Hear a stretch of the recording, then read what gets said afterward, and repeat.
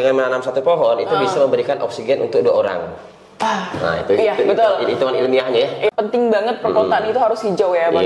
Itulah tadi misi Abang yang dari tahun 97 dari SMP sudah tertarik untuk menanam pohon dan lain sebagainya. Apa yang diajarkan Al-Quran ini sangat bagus ya untuk pelestarian dan macam-macam itu sangat lah. Memang kita juga acuan kita kan seperti itulah sebagai Muslim ya, seperti itu.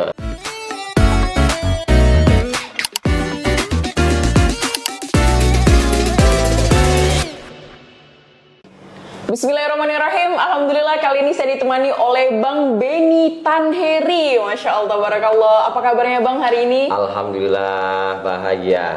Alhamdulillah bahagia, sehat walafiat. Ya kan, luar biasa ya. Hari ini kita podcast di pagi hari ya. Siap. Tentunya ya Bang ya. Dan suasana pagi hari itu semangat paginya beda banget ya tentunya. Beda ya. Segar ya. Segar, karena habis mandi mungkin apalagi ya. Hostnya pun segar ya. Wow. Semangat kan. Segar. Iya, segar banget ya pagi-pagi kita ya. Udah sarapan belum Bang? Belum. Wah, belum. Karena memang salah satu kebiasaannya ini ya. Kadang-kadang jarang sarapan memang. Tipikal orang yang jarang sarapan. Ada memang orang yang jarang sarapan tuh Bang, tapi sakit perut kok udah makan. Abang tipikal yang kayak gitu. Makannya paling jam 10, jam 11. Iya, betul. Kok ada pagi-pagi kadang sakit perut. Iya kan? Paling minum lah. Itulah ada memang orangnya. Oke, nah jadi teman-teman, Bang Benny Tanheri ini merupakan aktivis lingkungan. Nah, yang bergerak di daerah Kalimantan Barat tentunya. Jadi kalau ke Kalimantan Barat tuh banyak pohon, salah satunya beliau yang nanam. Oke, Bang Benny, ini kan luar biasa kegiatannya nanamin pohon ya kan, luar biasa banget. Dan bahkan kok kita bilang kan namanya pohon ini jangkanya lama, tumbuhnya pun lama, dia hidupnya pun lama ya kan. Jadi benar-benar bisa dibilang sesuatu hal yang memang sangat membantu banget karena kan pohon bisa dibilang yang menyerap karbon dioksida ya. Betul. Di dalam di sekitar menyerap kita polusi lah ya. Iya, menyerap polusi. Sedangkan pohon mungkin tidak setara Bang dengan polusi yang dimunculkan oleh entah dari pabrik ya kan, asap, entah itu asap apapun lah, asap motor dan lain sebagainya. Jadi memang luar biasa banget dengan adanya penanaman pohon ini. Nah, Bang Benny, boleh diceritain nggak apa nih yang menginspirasi Bang Benny untuk bergerak lebih aktif di bidang kelestarian lingkungan ini? Oke, terima kasih. Jadi ngapa sih saya tuh milih nanam pohon itu ya? Karena sebenarnya menanam pohon ini saya ini mulai sejak SMP. SMP itu tahun 97 berarti ya. Udah lahir loh. SMP 1997. Iya. Kalau 97 itu kelas 7, kalau 98 berarti kelas 8, kalau 9 berarti kelas 12. Jadi waktu itu kan saya tinggalnya di hulu ya. Iya. Di hulu Ketapang lah, di pedalaman. Memang di waktu itu, tapi waktu itu nanamnya karena memang karena pengen apa nih? Maksimalkan ruangan saja, ruang alam lah. Ini lahannya kosong, tanam, tanam seperti itu. Dan ikut-ikut kegiatan penanaman lah. Ya, jadi memang intinya masih follower lah ya. Follower ya. Nah, cuma memang SMA juga pindah di SMA di Ketapang ya. Nah, kemudian mulai kegiatan KPA Cita Alam ya. Kemudian mulai aktif nolong pohon, bahkan itu dikarenakan kondisi lingkungan semakin apa nih rusak lah. Iya, semakin waktu tidak baik itu ya. Kan zamannya zaman illegal logging masih ya, itu tinggi tuh ya. Illegal logging itu penebang liar lah. Zaman kayu. Nah, seperti itu. Kok sana lagi kasusnya kan kayu udah banyak berkurang, banyaknya ke apa nih perubahan fungsi lahan kan. Iya, betul seperti itu. Nah, tapi kemudian sejak kuliah di Pontianak makin memperkuat itulah. Saya kan masuknya di kehutanan kan. Itu juga kenapa saya masuk kehutanan. Itu berarti di tahun berapa kok udah masuk kuliah itu? Kuliah 2002. Itu baru maba ya? Maba. 2002 itu kan. Nah, kenapa masuk kehutanan? Sebenarnya dua nih pilihannya. Kehutanan atau teknik lingkungan. Karena saya merasa lingkungan ini perlu diperbaiki juga, dan perlu ditingkatkan kan. Akhirnya aku masuk dua itu. Cuma karena lulus PMDK, PMDK itu jalur non utuh lah ya. Ke kehutanan jadi masuklah kehutanan ya. Nah, seperti itulah.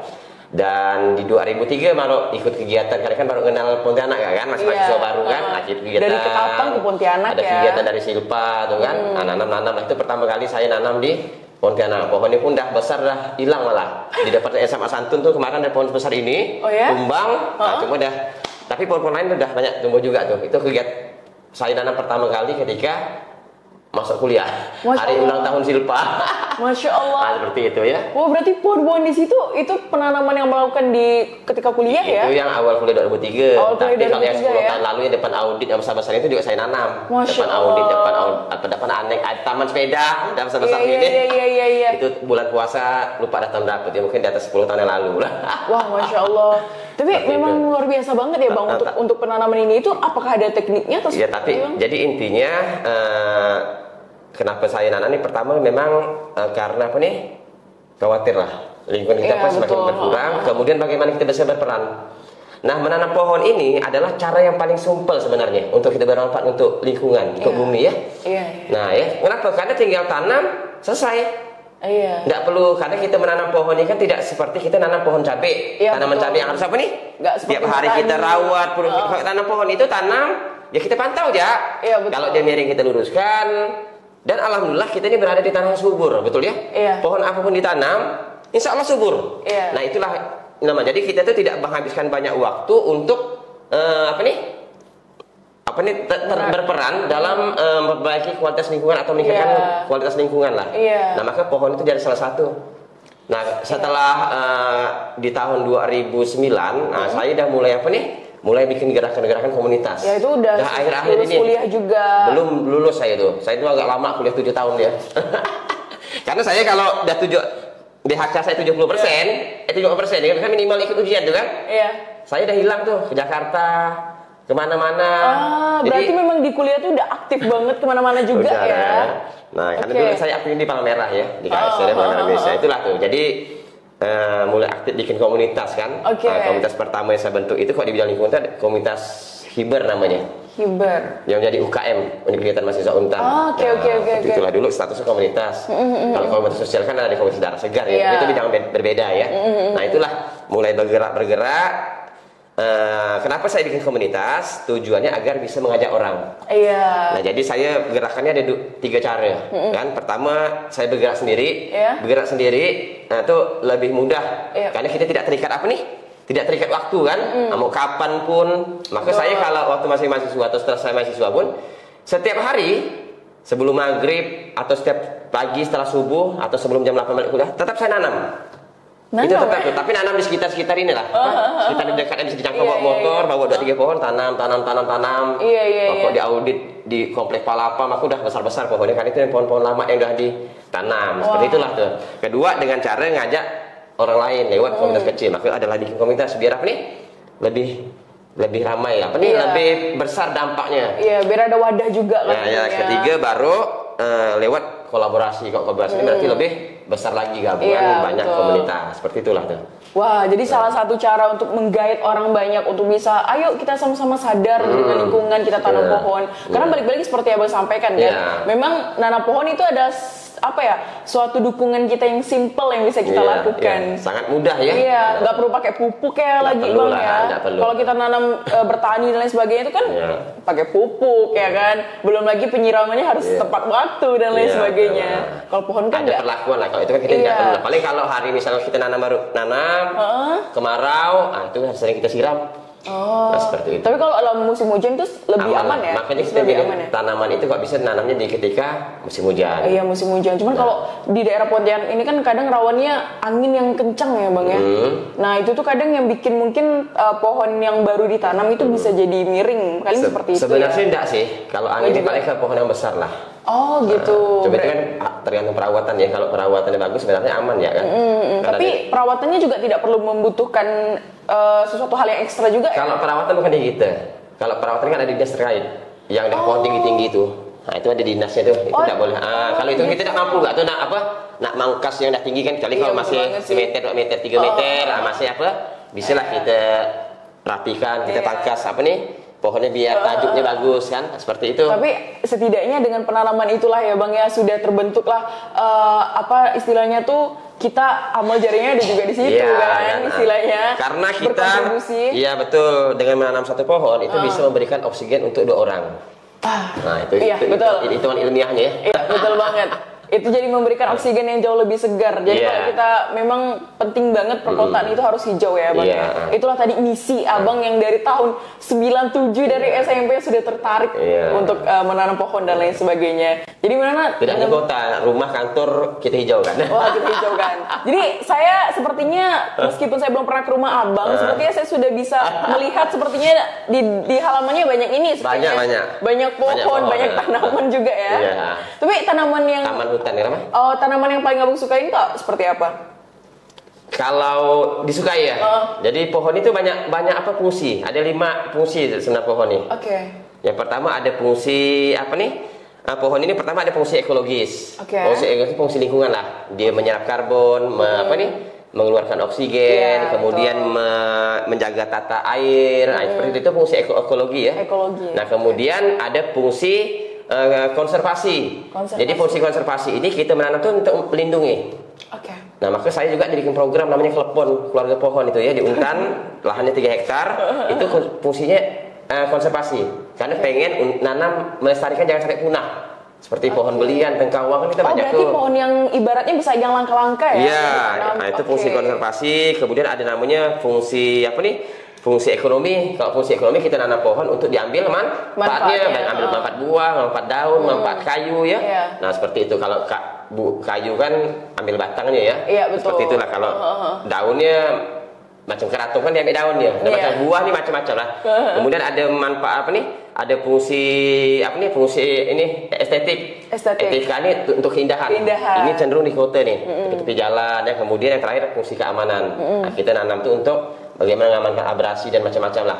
Bagaimana kita milih pohon tuh yang sesuai sehingga tidak mudah tumbang kalau di tepi jalan ya. Betul. Nah, jadi kalau ditanya pohon apa yang disukai, menyesuaikan apa fungsinya gitu ya. Fungsinya dulu. Tapi kalau yang saya suka itu sebenarnya memang pohon yang khas sih. Kalau dari sisi konservasi saya lebih suka pohon belian dengan tengkawang. Nah, bahkan sampai anak saya pun saya kasih nama pohon tuh. Oh ya? Iya. Siapa namanya? Pohon belian, Deroxy ya. Nama anak saya itu Grafin Deroxy alpatan. Jadi Deroxy ini dari nama Latin pohon belian. Oh, pohon nama latinnya Deroxy. Eusi Deroxylon swageri. Nah, ambil Deroxy lah biar lebih apa? Lakinya nampak lah. Deroxy lah. Secinta itu sama lingkungan, sama pohon terutama ya. Sampai anak pun dikasih nama. Tapi kalau di rumah, saya lebih banyak nanamnya pohon hias tadi nih. Saya pilih kulai. Kulai ini apa dari segi artistik pohonnya, estetikanya bagus. Seperti bonsai lah, tapi bonsai raksasa. Pernah lihat bonsai kan apa? Iya, kalau bonsai kan dia kecil ya. Nah, itu banyak ditanam di hotel-hotel. Nah, kalau hotel biasanya pohonnya pohon pulai. Iya, dia kan banyak cabangnya gitu kan. Kalau pulai itu beda lagi. Tapi kalau di belakang rumah saya lebih sukanya pohon buah, mangga kan. Iya, betul banget. Manfaatnya ya kan, bisa kita makan mangga dan lain sebagainya ya. Oke Bang, ini kan kebetulan kita di Qur'an ya Bang ya. Ada nggak nih surat favorit di dalam Quran terkait merawat lingkungan yang juga menjadi inspirasi Abang lah untuk lebih peduli lagi dengan lingkungan? Ada, cuma saya lupa surahnya itu yang mengajak kita untuk tidak merusak bumi lah ya. Tapi ada hadis yang sering biasa saya saya share kawan-kawan itu ini apa nih? Yang hadis Bukhari ya, Muslim itu kan yang tentang apa nih? Ada 2 ya. Pertama bagaimana ini terkait pohon. Bagaimana menanam pohon itu juga sedekah. Yang pertama, yang kedua itu ceritanya begini apa nih? Kalau besok kiamat, hari ini kita pegang pohon, maka tanamlah pohon itu. Itu ya. Cuma secara detailnya saya juga agak kurang hafal lah hadisnya. Tapi substansinya seperti itulah. Boleh verifikasi sama Ustaz. Nanti dia Pak Ustadz lah yang apa nih? Yang bisa menjelaskan lah ya. Atau kawan-kawan bisa baca di Quran ya. Iya, betul banget. Tapi substansinya adalah apa yang diajarkan Al-Quran ini sangat bagus ya. Untuk pelestarian dan macam-macam itu sangat lah. Memang kita juga acuan kita kan seperti itulah sebagai Muslim ya, seperti itu. Jadi inspirasinya bukan hanya gerakan dari hati saja ya kan untuk lebih aware sama lingkungan, tapi karena memang perintah juga karena dari Quran untuk menjaga lingkungan serta hadis juga sebagai panduan ya Bang untuk menanam pohon. Makanya ada yang bilang ini atau nanti di kan selain hablum minallah, hablum minan nas, ada juga yang bilang tuh hablum minal alam ya. Seperti itu. Jadi tidak hanya hubungan kita dengan Allah, hubungan kita dengan manusia, tapi hubungan kita juga dengan alam. Dengan menjaga alam sebenarnya kita menjaga manusia nih. Betul nggak? Bayangkan kita sekarang udah banyak banjir, longsor ya, karena kita tidak menjaga alam, itu udah hukum alam lah, hukum fisika itu apa? Betul banget. Sudah menjawab itu lah. Iya. Karena terkadang apa yang kita lakukan itu akan berbalik lagi sama kita tentunya ya Bang ya. Ini memang orang-orang seperti ini memang harus diperbanyak sih teman-teman. Luar biasa. Tepuk tangan saja, jangan usah malu-malu. Iya kan, karena kita mungkin sibuk lah. Untuk anak-anak masih muda mungkin kurang aware lah ya Bang ya sama lingkungan. Kita kadang lebih pentingin diri kita sendiri ya, sudah kan? mulai banyak, cuma memang kelemahannya kurang konsisten. Kurang konsisten aja ya. Karena tapi bikin rasa pedulinya ada. ngetren dan itu hilang. Kita tuh pengen bikin gerakan walau kecil tapi itu apa? Berdampaknya panjang. Konsisten aja. Konsisten. Seperti itu. Karena kalau ngomongin lingkungan luas ya. Kita tidak hanya ngomongin pohon. Kita akan banyak ngomongin apa? Instrumen-instrumen lingkungan lainnya lah, sampah, limbah, energi hijau dan macam-macam lah. Itu tidak cukup kalau 1-2 jam di Kora. Wah iya, mungkin kita bisa bikin part 2 satu hari. Iya, ini lingkungan tuh memang dampak luas banget ya Bang ya. Terus dampaknya juga sangat-sangat positif lah. Apa namanya, ketika cuman apa ya Bang, cuma minoritas kalau menurut saya pribadi memandang untuk orang-orang yang peduli sama lingkungan. Karena kan lingkungan ini ya bukan hanya sekedar menanam pohon, bukan sekedar kita mencari bibit dan lain sebagainya. Menurut saya membuang sampah sembarangan itu kita sudah merusak alam. Iya betul lah. Iya kan? Mungkin kalau abang pecinta alam ya, otomatis sudah pernah nih naik bukit ya kalau di Pontianak kan. Kadang kalau ngelihat bukit yang awalnya asri kemudian kotor karena sampah itu kan juga kita yang suka sama alam jadi ya risih juga ngelihatnya ya Bang ya, termasuk jadi merusak juga kayak gitu kan. Nah Bang, kira-kira masih menyangkut dengan Quran tadi ya, cuman lebih ke Islamnya aja. Kira-kira siapa nih tokoh Islam yang paling abang sukain? Rasulullah lah ya, tentunya Rasulullah ya. Masya Allah. Walaupun kita belum bisa apa nih, belum bisa 100% maksudnya, masih jauh lah Pak, jauh sekali lah ya. Tapi tetap kita panduan kita tetap itulah. Tetap Rasulullah ya. Jadi biasanya mungkin ada tokoh-tokoh yang mungkin kurang ini ya, kurang terkenal biasanya yang biasa jadi motivasi. Tapi tentunya tetap Rasulullah SAW tetap yang pertama ya Bang ya. Masya Allah. Dari circle aktivis lingkungan Bang ada? Kenapa?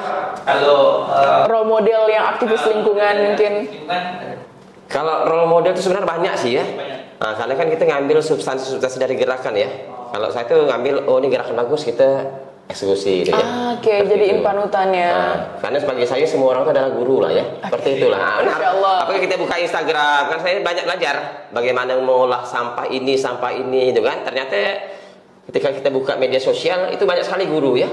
Seperti itu. Ternyata misal dari tusuk sate bisa jadi kreasi. Jadi sampah ini jadi kreasi. Jadi banyak sekali. Makanya kalau kita ngomongin peran, itu banyak sebenarnya hal apa yang bisa dilakukan oleh anak muda berperan.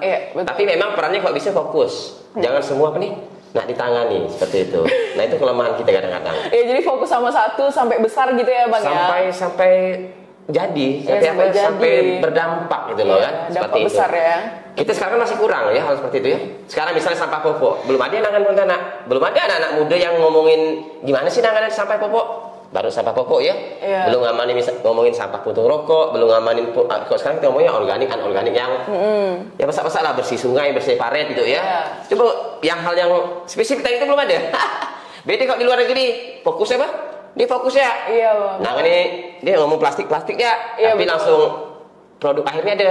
Bisa dari plastik diubah jadilah kursi, meja, parking block. Nah itu loh, kita tuh sebenarnya pengen gerakan kita semua anak-anak muda tuh seperti itulah. Jadi ada pengelolaan ya. Bahkan sampahnya aja mungkin kita pikir cuma satu sampah ternyata bisa dibagi-bagi loh. Ada yang organik, anorganiknya pun dibagi lagi nih.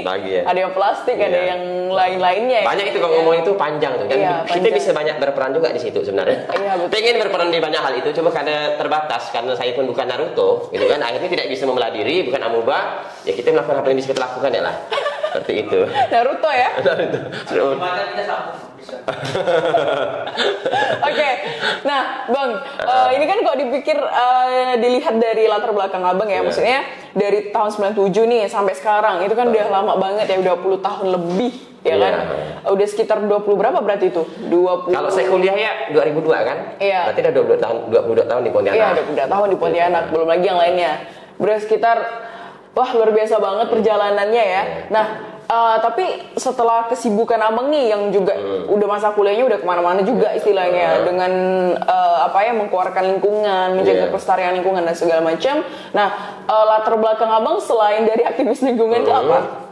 Saya memang kalau ini entrepreneur lah ya, mengembangkan usaha, bergerak di bidang percetakan, tapi souvenir ya, tapi itu sambil santai saja gitu ya, dengan rental ya, rental mobil, santai. Tapi di sisi lain juga saya banyak pendampingan masyarakat lah. Sekarang lagi fokus ngembangin kampung wisata, desa wisata ya, kampung caping lah. Mungkin pernah dengar. Iya. Itu dari 2018 sampai sekarang masih kita dampingi, kemungkinan masih panjang lah nih. Masya Allah. Nah, pendampingan ini tidak bisa 1 tahun 2 tahun. Iya betul. Tidak jadi itu. Kadang gerakan pendampingan ini berhubungan dengan masyarakat. Beda dengan kita gerakan nanam pohon. Iya, Kok nanam pohon ini saya tidak perlu konasi tidak terlalu panjang. Pendampingan tinggal ada pohonnya, ada lahan kosong nih. Paling kasih tahu Pak RT, Pak RW. Kami nanam situ, ya dia mau ikut silakan, tidak pun izin, kita tanam. Udah selesai, tidak apa nih? Tidak lulus lagi dah. Biarkan pohonnya kita pantau, subur, alhamdulillah kita biarkan. Kalau mati kita ganti, kalau hilang kita ganti. Seperti itu ya itu. Pernah hilang juga? Sering. Karena kalau nanam di tepi jalan itu, dulu awal-awal kita sering. Karena bukan hilang ini, kena tebas. Kirain kena. Ya kali maling kena pohon. tebas, mungkin kena lindas mobil kan. Seperti itu. Makanya kalau kami sekarang nanam pohon di tepi jalan, minimal tingginya harus 75. Nggak boleh yang kecil banget ya? Jadi biar ketahuan lah. Boleh sih kecil, tapi harus pakai ajir. Ajir tuh tiang. Jadi ada tanda berarti ditanam nih, seperti itulah. Iya, saya pernah lihat di jalan ya. Iya. Tapi kalau pohonnya dari atas 75 atau 1 meter ke atas tuh berarti seolah-olah aman lah. Seperti itu. Jadi bukan hanya sekedar kelestarian lingkungan, ini pariwisata juga. Iya, dan semuanya connect, memang nyambung. Iya, betul banget sih. Sangat nyambung. Karena terlepas apapun yang kita lakukan di dunia ini tidak akan lepas dari hal ini tadi nih, apa nih? 3 pilar kan? Iya. 3 pilar ini apa? Pembangunan berkelanjutan lah, keberlanjutan sosial, keberlanjutan lingkungan, dan keberlanjutan ekonomi. 3 ini tidak bisa dilepaskan sebenarnya. Ya betul banget, lingkungan, ekonomi seperti itu memang benar-benar nggak bisa. Jadi berkesinambungan sekali ya. Maka dalam hal apapun kita 3 ini harus apa? Jalannya bersamaan. Kalau satu aja yang ketinggalan tuh nanti akan ada dampak yang lainnya kan. Iya. Sama lah misalnya sekarang orang bangun mengembangkan bikin perusahaan, menambah hutan kan. Nah, mungkin secara ekonomi dapat tuh. Nah, tapi secara kelestarian lingkungan. Tapi ujungnya kenanya banjir, erosi, masyarakat banyak itulah. Artinya berarti dia tidak 3-nya tidak kafah istilahnya. Tidak banget. Nah, makanya kegerakan ke arah sana. Maka sekarang saya juga lagi mendorong bagaimana gerakan kawan-kawan baik dalam bidang ekonomi, ayo kitanya green economy, menghasilkan green product, itulah. Itu yang saya dorong. Maka sekarang saya lagi bikin usaha baru nih, namanya ada ide hijau. Nah, ya tujuannya ya membantu pemasaran produk-produk yang memang ramah lingkungan. Ya misal bank sampah bikin pupuk, kita bantu nanti masarkan, kita rebranding seperti itu. Bikin dari kulit buah jadi ekoenzim. Jadi pupuk kita pasarkan, kita kemas, seperti itu loh. Nah, sabun dari dari kulit buah itu bisa semua sebenarnya. Iya betul. Nah, sebenarnya banyak hal tuh dari alam sudah. Tanpa harus ada campuran kimia. Dan kita bagaimana back to nature, back to organic. Arahnya sekarang. Betul. Iya. Makanya kok di rumah saya banyak nanam tanaman dapur. Jadi kalau saya belanja tidak perlu ke pasar. Jadi kayak daun bawang, cabai gitu ya. Semuanya. Baru ada lah ya misalnya ada belasan jenis sayur tuh aman lah. Wah, itu pakai penanaman apa, Bang? Nah, letak-letakkan ada di tanah, ada di dalam pot, ada dalam polybag. Jadi biasanya kan orang pakai apa tuh? Apa? Itu hidroponik. Hidroponik. Silakan. Kalau Abang macam-macam juga ya. Macam-macam ada di polybag. Kita memanfaatkan potensi inilah. Potensi lahan yang ada aja ya. Seperti itu. Iya, biasanya kan orang yang suka nanam kan pakai hidroponik ya. Tapi mungkin menggunakan hidroponik lebih sulit kali ya dalam penanamannya ketimbang yang biasa. Sebenarnya sih kalau dari pegiat hidroponik lebih mudah. Memang harus lebih rajin sih. Nah, pelakuan memang harus hobi lah ya. Memang yang hobi aja ya. Kalau saya ini bagaimana mengajaknya simpel-simpel. Bagaimana orang malas pun bisa berkebun itu loh.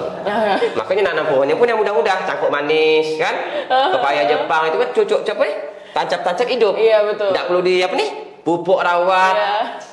Tumbuh terus kelora gitulah tuh. Jadi betul. Gerakan yang saya lakukan nih, bagaimana mengajak orang yang malas atau orang sibuk itu bisa berperan. Nah itu kan. Maka saya lagi ngajak orang ngolah sampah dengan cara paling malas bisa. Apa tuh? Misalnya organik kita pilah, masukin kompos selesai. Tidak perlu pakai gini-gini, ada alatnya ada. Iya, masukin kompos kan tinggal masukin aja kan. Butirnya kan ada alatnya kan. Ada. Seperti itu, alatnya pun sederhana. Dari sederhananya sampai paling ribet ada. Jadi itu tergantung Tergantung masing-masing lah, Iya. pengen yang mana. Dari yang paling gratis sampai yang paling mahal ada. Nah, jadi tergantung apa nih? Nah, tapi intinya apapun alat yang digunakan, perilaku apa yang dilaksanakan, yang penting itu bagaimana masalah sampah itu tertangani. Itulah betul kan banget. pilihan. Betul banget. Bang, saya malas bang, tapi pengen cari simpel, tapi duitnya ada alatnya nih. Tinggal lempar biar ada tuh. Iya, betul banget. Nah, kita sudah mengurangi beban sampah ke TPS, Betul ke TPA. Sekarang kan TPS kita udah menggunung tuh. Iya, udah Mungkin menggunung. berapa tahun lagi udah nggak muat. Iya, Nah, seperti itu ya. betul. Iya sih. Seperti itu. Mungkin Kita setiap ngomongin rumah, sampah. mungkin setiap rumah bisa aja kan bisa kita ada alat untuk kompos mungkin ya. Iya kan? Makanya kalau kalian butuh pengetahuan tentang itu, saya nanti siap bantu untuk sharing lah. Oh ya? Sharing. Oke. Kita sharing pengetahuan juga sharing keterampilan sekaligus menyiapkan alatnya. Jadi langsung tuntas. Wow. Iya. Sampai terfasilitasi. Nah, selamanya juga saya ya? berarti itu karena saya belajar. Kan saya kan udah lebih dari 10 tahun sosial sampah juga kan. Iya. Kita ngajak orang, yuk. Tapi habis itu dia bingung. Bang, saya pengen aku tapi tidak ada alatnya. Akhirnya kembali lagi akhirnya tidak tuntas. Iya. Nah, sekarang ini setelah saya pelajari, udahlah kita harus ngomongin A sampai Z. Jadi kalau kita ngomongin sampah, kita tidak hanya mengajak mereka sadar, pengetahuan yang bertambah, tapi bagaimana dia mau pengadaan alatnya ada. Iya. Nah, tapi kalau dia mau buat seorang, silakan. Nah, intinya tuh bagaimana masalah sampah tertangani Masya Allah. dan termanfaatkan. Nah, kan? Iya, betul banget, tertangani dan termanfaatkan. Makanya setelah tidak ada barang di dunia yang tidak bermanfaat sebenarnya. Termasuk sampah tadi itu ya. Sampah, virus, kotoran, semua akan bermanfaat ketika berada di tempat yang tepat. Betul banget. Sama kayak kita kan, berada di tempat yang tepat pasti bermanfaat betul juga lah. tentunya. Nah, kita ini harus cari tempat yang tepat sesuai dengan passion kita. Wah, masuk. Potensi masuk. kita keluar, gitu kan? Iya, betul. Jadi kita harus kenalin dulu diri kita, Iya, ya kan? benar. Baru kita tahu kayak abang kan mungkin memang passionnya ya lingkungan dan lain sebagainya macam. Sebenarnya passion banyak ya. Saya Passion ini banyak suka ya? hobi banyak lah. Cuma karena keterbatasan waktu, akhirnya adalah saya memfokus dan ini lingkungan ini perlu banyak peran. Sebenarnya saya hobi saya sebenarnya olahraga. Sama sekali hobi ya. Harusnya jadi atlet nih. Ya. Cuma saya memilih peran bagaimana setiap waktu luang itu saya bisa berperan untuk orang lain juga. Maka saya punya prinsip minimal 1-2 jam saya satu hari itu harus bermanfaat untuk orang lain. Wow. Prinsip saya itu tiap hari. Nah, makanya cari paling mudah apa yang dilakukan? Tadi berkebun nanam pohon. Maka bisa sebelum maghrib ada 1 jam saya bersihkan paret, bersihkan rumput tetangga. Saya bersihkan tuh. Oh ya? Kalau di komplek tuh halaman tetangga tuh udah penuh saya tanaman pohon. Atau separit-parit bersihkan walaupun ada Harusnya kita tetanggaan nih bang. walaupun ada petugas kebersihan, kita bersihkan. Enggak, tapi olahraga itu olahraga. Daripada saya jogging, lari seorang, manfaatnya untuk saya seorang sendiri, ya kan. Nah, tapi kalau saya sambil nyangkul, sambil nanam pohon, kamu keringat ya? Saya dapat keringat, olahraganya dapat, tapi pohonnya pun tumbuh. Betul. Lingkungan bersih itu sih. Jadi saya bagaimana olahraga produktif namanya. Tidak hanya bermanfaat untuk diri saya, tapi untuk orang lain juga. Wah, tapi bukan mengartikan bahwa jogging sendiri itu tidak bermanfaat, tidak. Tapi saya coba menambah nilai dari olahraga yang saya lakukan. Olahraga saya tadi nih, tidak bolak-balik dah sama gak kita apa nih? Jalan berapa puluh atau berapa ratus meter tuh, betul kan? Betul. Bolak-balik ngangkut. Apalagi kalau musim kemarau, nyiram tanaman kan? Itu dah berkeringat luar biasa tuh. Nah, iya, olahraga kan bukan cuma jogging doang kan, masih banyak olahraga lainnya. Ngangkat beban, ngangkat pupuk yang berapa kilo kan juga.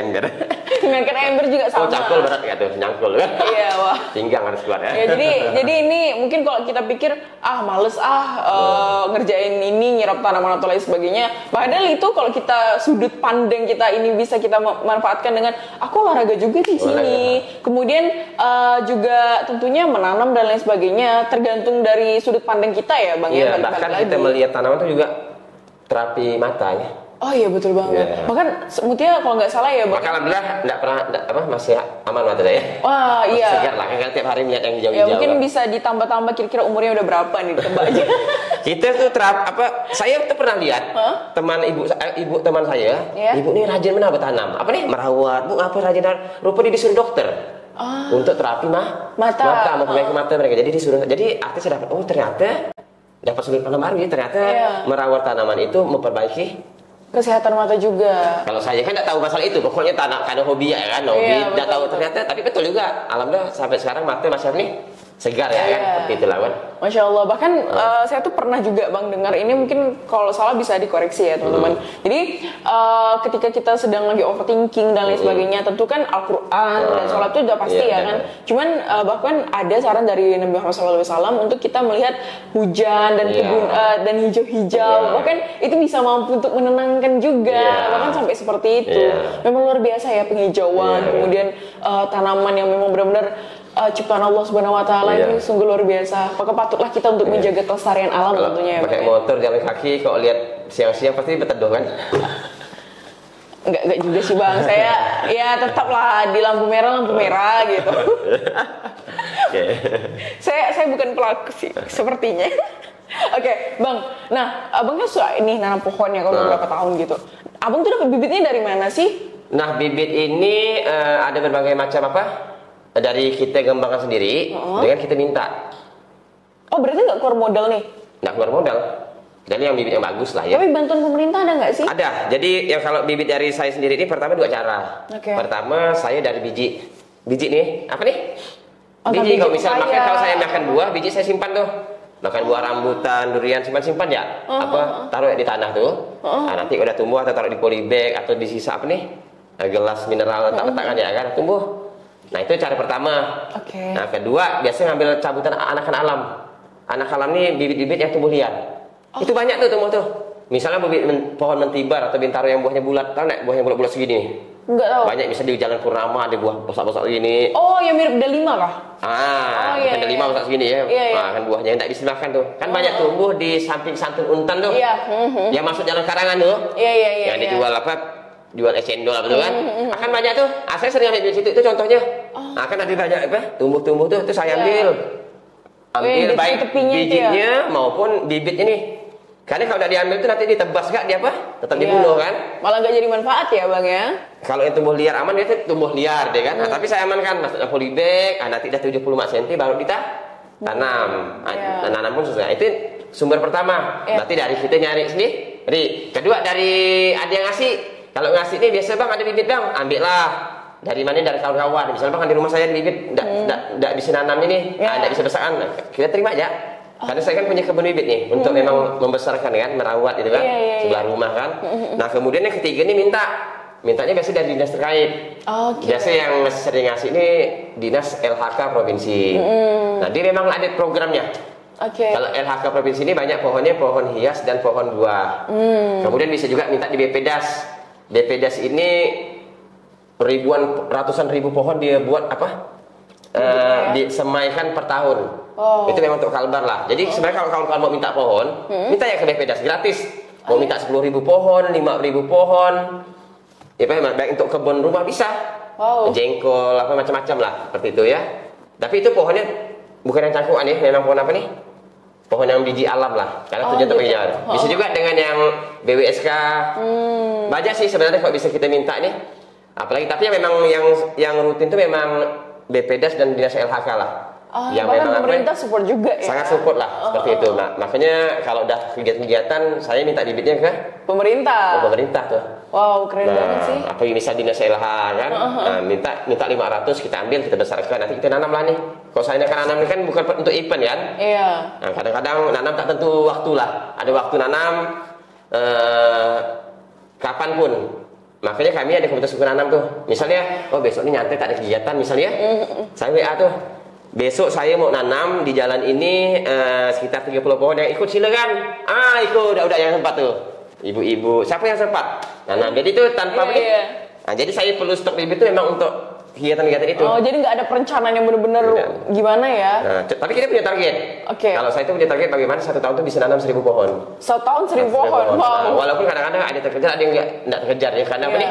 Tidak terkejar nih karena kita sibuk sih. Iya betul banget sih. Karena kan kita nggak sekedar ngurusin itu doang, ada keluarga yang menanti di rumah, ada juga pekerjaan. Nah, tapi sejauh ini nih Bang, dalam waktu dekat ini ada nggak sih program yang ingin Abang jalankan mengenai menanam pohon? Sebenarnya ada beberapa program yang akan dijalankan terkait hanya fokus nanam pohon ya. Nanam pohon doang. Nah, kemudian sebenarnya program pohon saya ini banyak.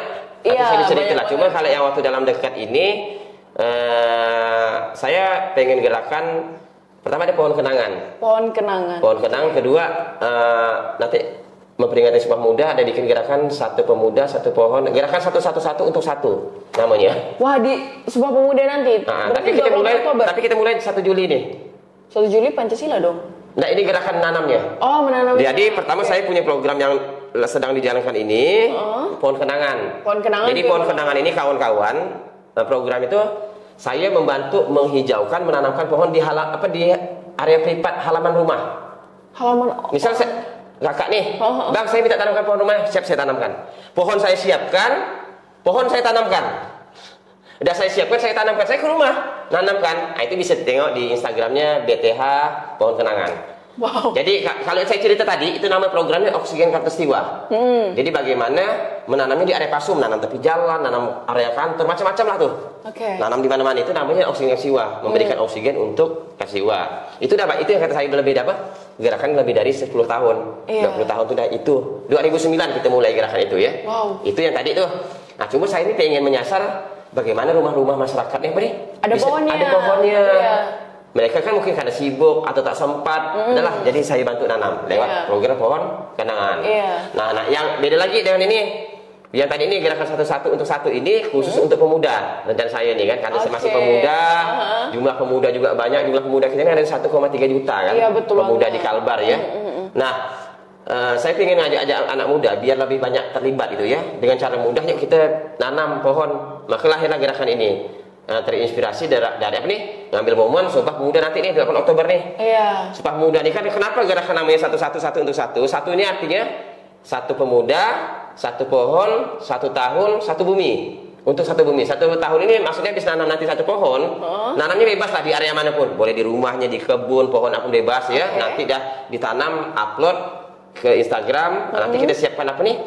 Instagram kita juga nanti di matchingkan, dikolabkan, sehingga nanti kita tahu berapa jumlah partisipasi pemuda yang ikut ya. Itu nanam, dirawat bukan tiap harus dipupuk, tidak, minimal 1 tahun itu pohonnya hidup. Karena kita berada di satu bumi, itulah arti negara 1 untuk 1. Nah, ini terinspirasi dari makna Sumpah Pemuda. Sumpah Pemuda kan 1 untuk 1 kan? Tahu nggak? 1 tanah air. Ya, saya lupa. 1 bangsa dan 1 bahasa. Iya, betul, untuk betul, 1 Indonesia. Itulah maknanya 1 untuk 1. Iya, Sumpah Pemuda ya. Berarti isi saya pemuda Indonesia berbangsa 1 tanah air Indonesia. Satu tanah air. Saya berbangsa 1. Bangsa Indonesia, 1 bangsa. Berbangsa 1 bahasa Indonesia. Itu jadi kita coba apa nih? Kaitkan lah. Filosofinya dari itulah. Sumpah Pemuda itu tadi. Jadi kita akan mulai gerakannya nanti mulai 1 Juli. Kawan-kawan ikut semua ya. Yang di ruangan ini wajib lah. Nanamnya bebas, boleh di halaman kantor Korani, Utama, ataupun di rumahnya boleh, tapi nanti dipoto upload. Jadi seperti itu. Nah, tentulah. Jadi sangat mudah. Jadi periodenya sampai 28 Oktober. Nanti 28 Oktober kita akan hitung berapa banyak pohon yang ditanam oleh pemuda-pemudi yang ada di Kalimantan Barat. Jadi cuma begitu doang gerakannya. Wah. Nah, simple. Sangat simple. Yang bilang tadi di awal ya. Tapi kalau kita tinggal di komplek kan itu full semen, Bang. Gimana dong? Kalau di semen itu sebenarnya bisa kita pecahkan ininya sedikit. Pecahkan. Nah, makanya ada namanya gerakan tuh namanya Go Green City ya. Green City ini bagaimana menghijaukan kota ya. Hijau ini bukan hanya nanam, ada 8 unsur. Nah, untuk menciptakan Green City, kita harus green home, green office, green school, green campus. Nah, itu gerakan-gerakan ini. Nah, sehingga apa itu dimaksud dengan green home, greenhouse, gerakan rumah hijau, gerakan rumah ramah lingkungan. Tadi salah satunya adalah green open space. Open space itu ngomongin ruang terbuka hijau, berarti kita harus nanam dan membangun pohon. Jadi ada 8 kriteria, tapi panjang kalau saya ngomongin ini ya. Iya, kita simpulkan aja. Nah, salah satunya adalah bagaimana di lingkungan rumah kita juga punya pohon. Sebenarnya minimal itu 10% dari aturan undang-undang ya. Karena kalau kota itu minimal 30%. Minimal ya, lebih banyak lebih bagus. 20%-nya RTH umum, publik, 10%-nya RTH yang ada di privat. Di ruang kantor pribadi, ruang tempat usaha pribadi, termasuklah rumah pribadi. Gitu. Jadi maka kalau di rumah saran saya kan, jangan kok bisa pun jangan di semen rumah tuh. Ini kalau mau tuh kok bisa dipaping ya. Jadi biar apa nih? Membantu proses penyerapan air. Oh iya beda. Nah, itu juga beda tuh. Kadang-kadang itu yang membuat kenapa kita juga banjir.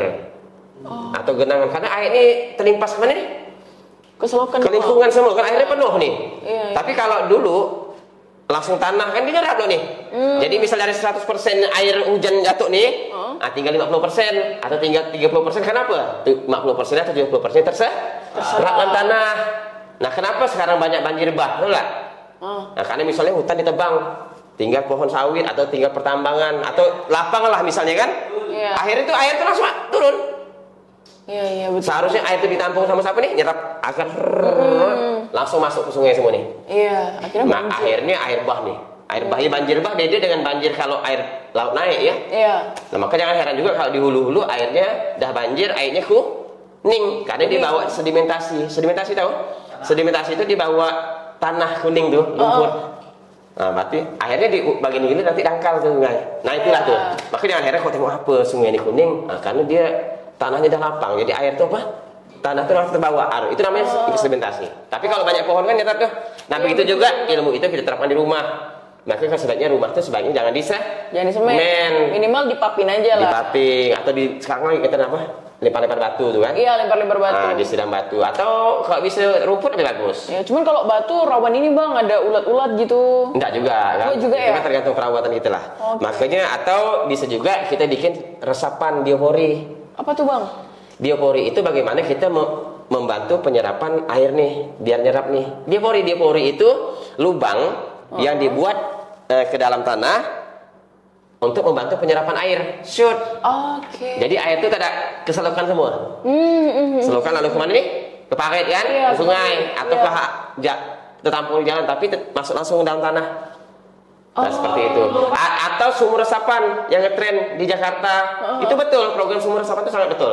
Sumur resapan. Nah, Okay. seperti itu. Termasuk biopori kan? Masuk, cuma kan dia raksasa. Apa timbok? Tidak masuk dia. Kalau biopori itu dia harus apa nih? Membuat masuklah. Itu fungsinya selain hanya untuk nyerap air, juga bisa untuk pengolahan sampah organik.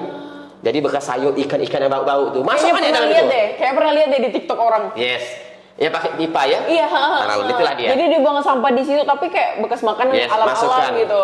Jadi double manfaatnya, bisa manfaat dalam mengatasi banjir, untuk menyimpan dia tata kelola air tuh, bisa menyimpan air tetap terjaga kelestariannya. Kedua untuk ngelola sampah. Keren juga. Itu versi kecil. Kalau versi besar namanya sumur resapan. Sumur resapan. Bisa di Jakarta dibuat, itu betul. Nah, di Bali juga ada. Di Bali itu yang desa wisata dapat desa terbesar di dunia juga sama. Dia bikin sumur resapan. Nah, tapi apa namanya? Ada bahasa lokalnya. Saya pun juga lupa. Berarti sumur prinsipnya resapan sama.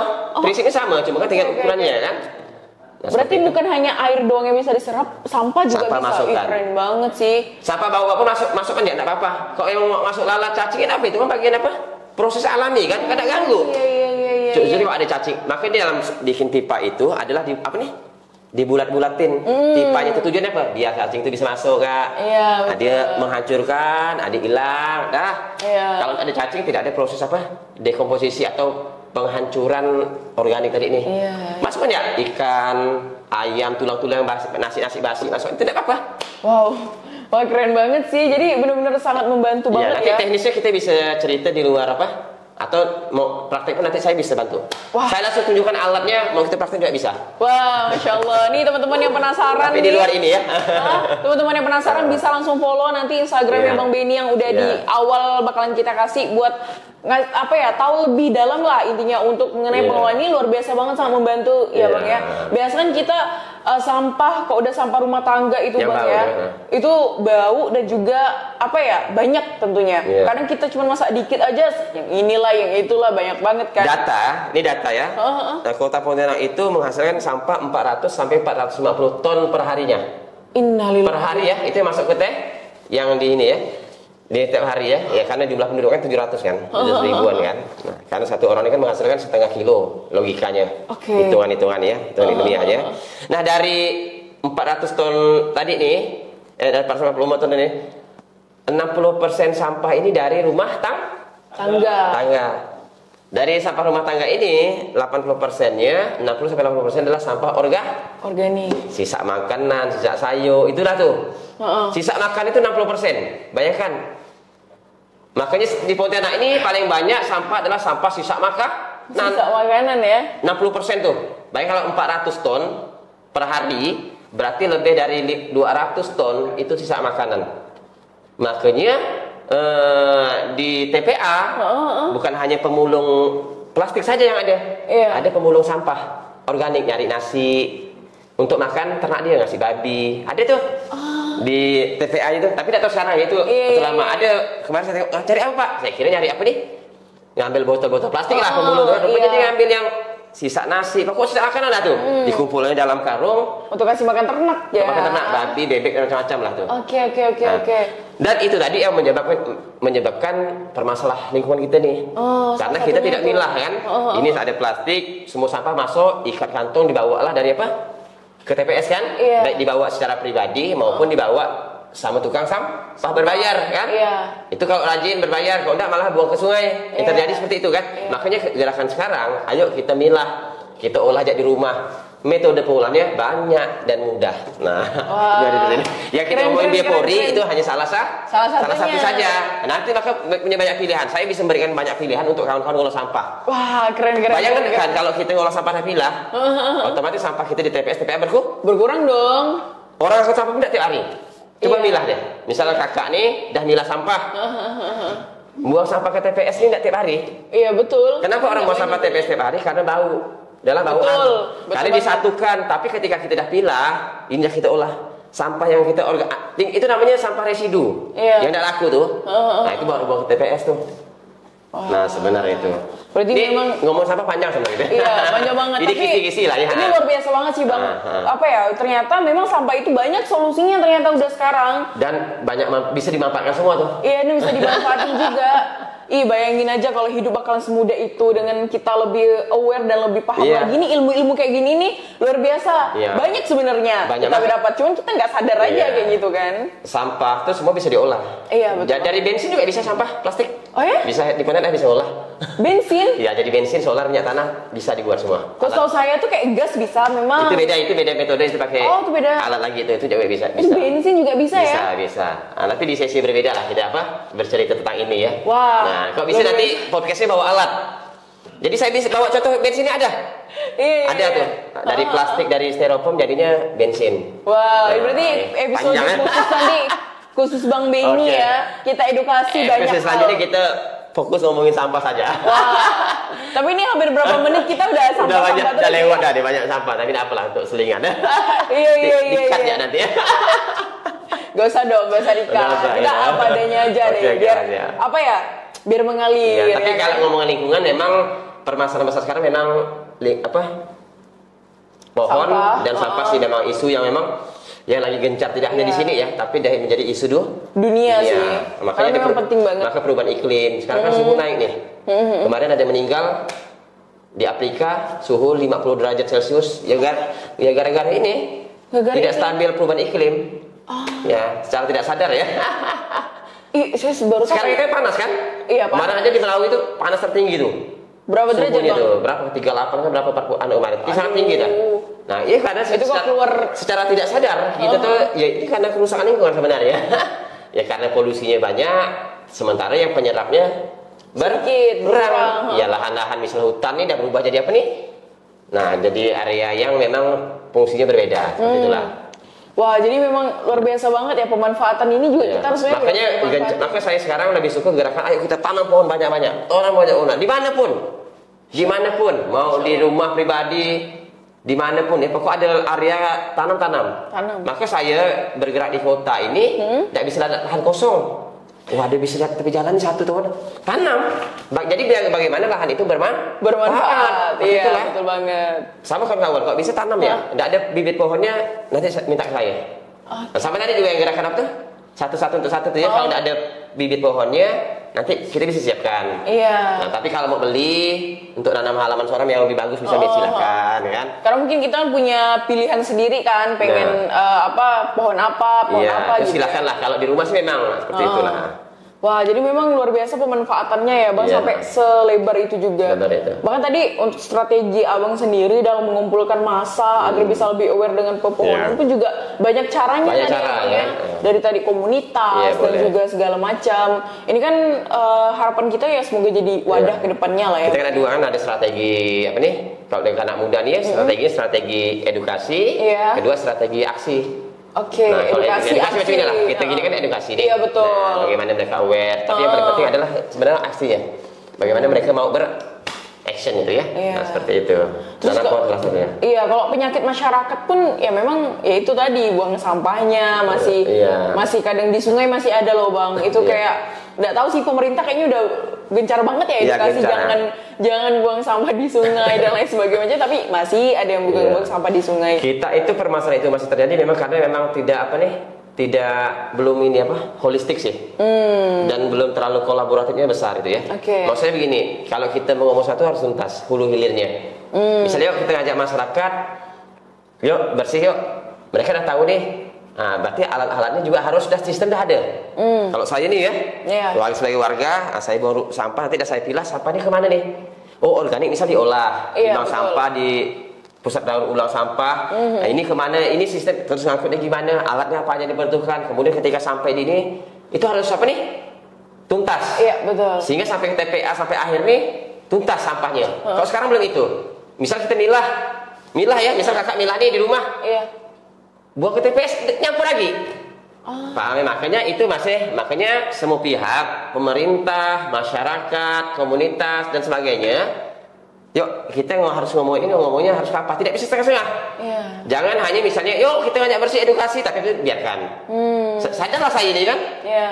Tapi akhirnya saya dah milah, nak apa lagi saya sampai akhirnya bingung kan? Iya, betul. Udah akhirnya dah malas balik back to basic lagi, akhirnya balik ke kebiasaan ya seperti itu. Wah. Berubah kebiasaan kan memang susah juga kan? Iya betul banget Nah. sih. Kalau udah habit tuh memang susah banget. Minimal 21 hari lah.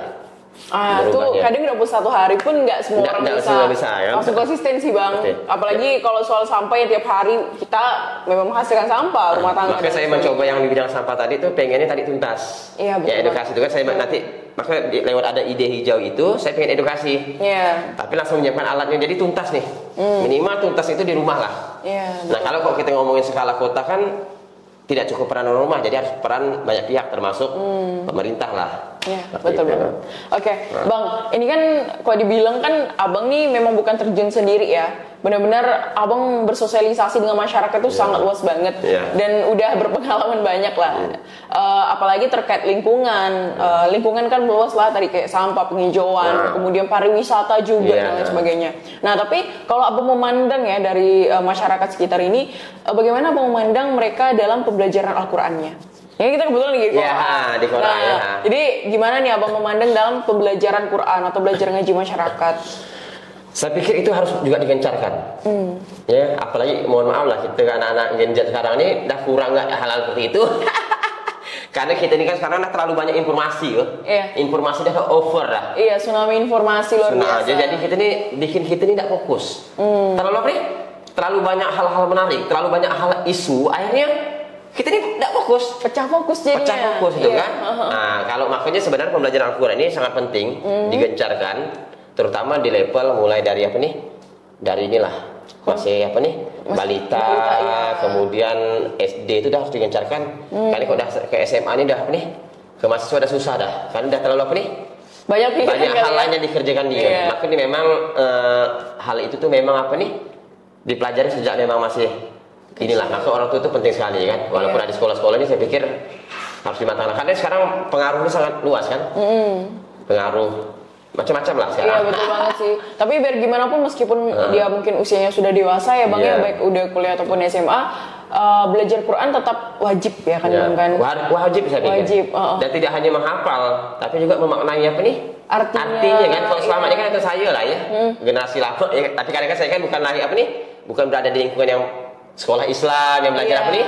Mungkin tentang arti. Akhirnya kita hanya hafal aja, cuma tidak tahu artinya apa itu kan, tidak kan? iya, Nah, iya. Jadi ke depan memang saya pikir memang memaknai ini sebenarnya artinya penting Iya. untuk anak-anak. Jadi mereka itu misalnya Al-Fatihah ini tentang apa, tapi Iya. silakanlah metodenya nanti mau games, tapi pengenalan Al-Quran itu dengan cara-cara kreatif, tidak Iya. hanya menghafalkan secara apa nih, tata bahasanya bahasa Arab itu ya, Al-Quran kan, tapi juga arti Indonesia ini ngapain sih mereka seperti itu kan? Kalau kita ngomongin lingkungan, bikin gerakan lingkungan, nanti ke anak-anak kasih Al-Quran ini ayatnya apa atau hadis tadi ini ya, tapi arti ini ada itu sebenarnya yang harus saya pikir itulah. Iya betul banget sih. Bahkan kita kalau udah tahu artinya tuh bukan sekedar tahu artinya, mau dikaji lagi maksudnya apa ya kan. Kadang ada beberapa ayat Al-Quran kita ini begini, tapi apakah ada pemaparannya lebih? Ya tentunya akan ada pemaparan yang lebih biasanya. Tentunya itu sesuai segmentasi kita. Nah kalau misalnya nanti kita mengajarkan ke anak-anak, ya pendekatannya yang sesuaikan lah. Iya betul banget. Itu beda kalau dengan orang dewasa kan. Iya.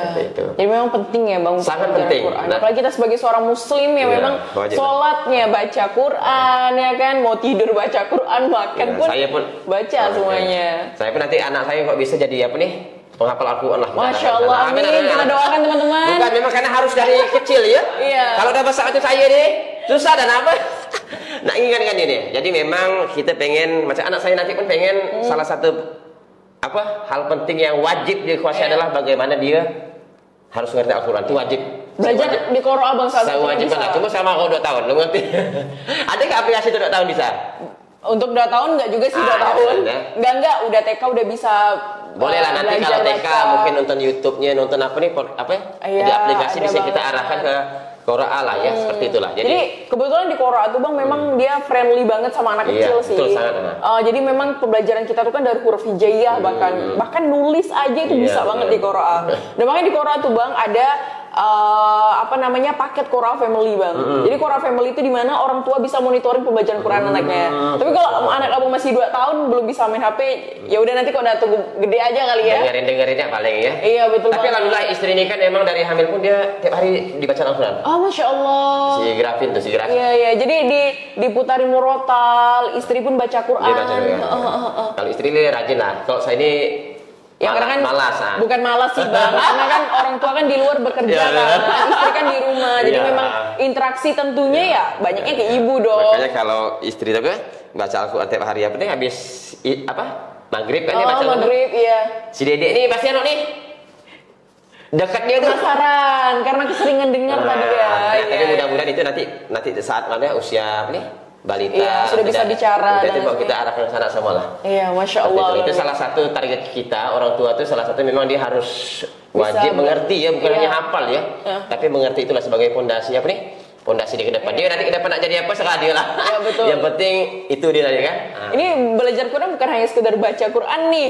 Bukan cuma menghafal doang, tapi bahkan sampai memahami artinya nih luar biasa banget sih. Biar tidak terpengaruh yang lain. Karena kan terlalu sekarang banyak anak-anak nih kan main HP pun sekarang kita hindari anak-anak nih. Betul banget sih bang. Buka HP ini apa isinya dah. Apa TikTok nih joget-joget tak jelas kan. Aku sekali-sekali untuk ini tak apalah. Tapi jangan sampai nanti mereka lalu jadi ke arah situ semua. Iya betul banget sih. Karena kita tuh kadang sebagai orang tua sulit juga ya bang ya. Kalau udah anak pegang HP, wifi ada di rumah, akses mudah banget. Mau memfilter dia nonton apa tuh sulit. Bahkan sampai tantrum anak-anak gara-gara kalau nggak dikasih HP kan. Nah itu memang sekarang itu tantangan orang tua lah sekarang. Iya betul. Bahkan yang ada platform-platform yang gak usah kita sebut apa namanya, yang udah ada kids-kidsnya aja itu kadang masih masih melenceng. Banyak, bahkan ada kartun yang mohon maaf ya yang itu. Pokoknya banyak banget deh seperti itu. Jadi memang penting belajar Quran juga bagi pertumbuhan anak-anak seperti abang bilang tadi. Baik secara digital maupun secara manual lah ya. Manualnya kan konvensional diajari guru langsung. Betul banget. Gitu. Dengan metode kan banyak ya metode sekarang, metode ya bisa kok kita kan bisa pakai Iqra ya kan yang itu dulu lah zaman saya. Zaman gitu kan saya juga bang. Oh masih ya? Masih juga karena kan kita belum teknologi kan belum sebesar kayak sekarang kan. Kalau sekarang kan udah banyak metodenya, mau belajar Quran mudah banget sekarang pokoknya. Jadi rugi kalau kita nggak bisa baca Quran, apa kita muslim tentunya kan. Oke, bang, mengingat waktu, last question. Ini lebih closing statement nih. Apa nih bang langkah pertama yang kita lakukan apabila ada yang berinisiatif melakukan hal serupa kayak abang, terutama untuk generasi muda nih? Sebenarnya ini lakukan aja. Mulai aja dulu. Iklan lah kan. Iklan apa tuh ya? Mulai aja dulu. Lakukannya lah kan. Lakukan apa yang bisa kita lakukan sesuai dengan sumber daya kita. Jangan nunggu sempurna. Oke. Nah, ya, pokoknya hari ini kita bisa punya waktu ini nih, kerjakan. Nah, pokoknya lakukan hal-hal bermanfaat setiap hari. Tidak hanya untuk diri kita, keluarga, tapi juga untuk orang lain dan lingkungan. Lakukan setiap hari minimal 1-2 jam itu apa? Aktivitas kita ini aktivitas voluntary, Pak. Mungkin kita satu hari ini 8 jam nih, Pak. Kerja ya? Iya. Nah, jam 7, jangan sampai jam 3 sore atau 4 sore itu urusan tugas ini ya, wajib. Tapi di luar itu bergeraklah. Jadi relawan. Jadi relawan. Relawan itu tidak harus dengan komunitas, tidak. Ketika kita melakukan sesuatu di luar tupoksi kita, itu disebut relawan tuh. Wah, luar biasa sih. Seperti itu. Oh, ada sampah di paret dekat rumah kita bersih. Nggak usah nunggu apa nih? Nggak usah tugas kebersihan-bersihkannya. Nggak usah harus nunggu orang bersih dulu. Kalau ada waktu ya silakan. Nah, bisa nanam. Tapi sesuai dengan apa?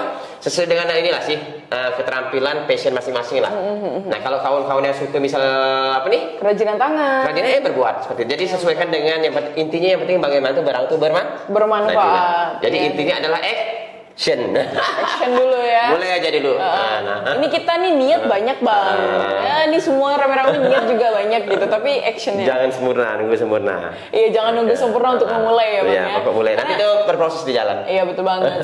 saya pribadi salut juga sama beberapa volunteer ya. Maksudnya mereka kan nggak digaji bang, nggak digaji. Tapi mereka mau meluangkan waktu, pemikirannya, inovasi-inovasi hebatnya untuk masyarakat luas. Kalau saya hitung per hari nih, mungkin 50% hidup saya ini waktu voluntary dibanding urusan kerjaan ya. Kok dihitung-hitung ya? Urusan apa nih? Urusan sosial. Wow, sosial lah ya.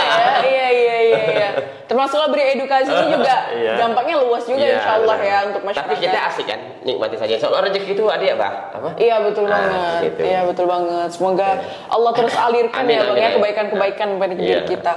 Oke, Bang Benny. Jazakallah khairan, syukran, terima kasih banyak atas kesempatan dan ilmunya yang luar biasa banget buat teman-teman. Mohon maaf kalau ada salah kata ya. Iya betul banget. Jadi memang tentunya teman-teman wajiblah kita ya seperti yang sudah kita sampaikan bahwa memang wajib untuk menjaga lingkungan, kelestarian alam dan lain sebagainya. Jangan sampai merusak aja kita waktunya kita untuk memperbaiki, salah satunya dengan menanam pohon seperti yang Bang Benny udah gencarkan dari tahun 97 nih, dari dia masih SMP gitu kan. Kita masih SMP ngapain sih? Kita udah mikirin nanam pohon belum? Kayaknya nggak tahu ya, kalau saya pribadi kayaknya enggak deh. Ini kok kayak saya bekerja dengan diri sendiri. Karena balik lagi bahwa Islam adalah agama rahmatan lil alamin, yaitu rahmat bagi seluruh alam. Yaitu alam meliputi bukan hanya kita aja sebagai manusia, makhluk hidup, tapi juga termasuklah pohon, alam seluruhnya, tanah, langit semuanya. Jadi marilah kita sama-sama menjaga dan merawat alam kita. Nah teman-teman, semoga podcast kali ini mampu memberikan inspirasi dan motivasinya untuk teman-teman. Dan apabila ada salah kata atau salah tingkah laku selama berjalan podcast, kami mohon maaf. Jazakumullah khairan semuanya. Assalamualaikum warahmatullahi wabarakatuh. Waalaikumsalam warahmatullahi wabarakatuh.